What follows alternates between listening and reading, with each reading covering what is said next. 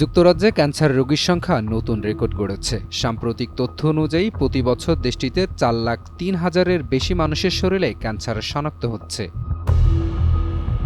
Cancer research UK এর সাম্প্রতিক প্রতিবেদনে এই তথ্য তুলে ধরা হয়েছে। সংস্থা বলছে, অতীতে এক বছরে বা একদিনে এত বেশি সংখ্যক ক্যান্সার রোগী শনাক্ত হওয়ার নজির নেই। বিশেষজ্ঞদের মতে, গড় আয়ু বৃদ্ধি, জনসংখ্যা বাড়া, স্থূলতার হার বৃদ্ধি এবং ধূমপানের প্রবণতা এসব কারণে ক্যান্সার রোগীর সংখ্যা দিন দিন বাড়ছে।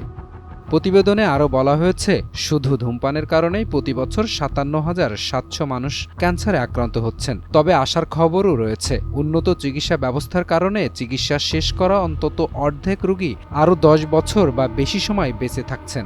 বিশেষজ্ঞরা বলছেন, প্রতিরোধযোগ্য ঝুঁকি কমানো, স্ক্রিনিং কর্মসূচি বাড়ানো এবং দ্রুত চিকিৎসা শুরু করলে ক্যান্সারের ঝুঁকি অনেকাংশ কমানো সম্ভব।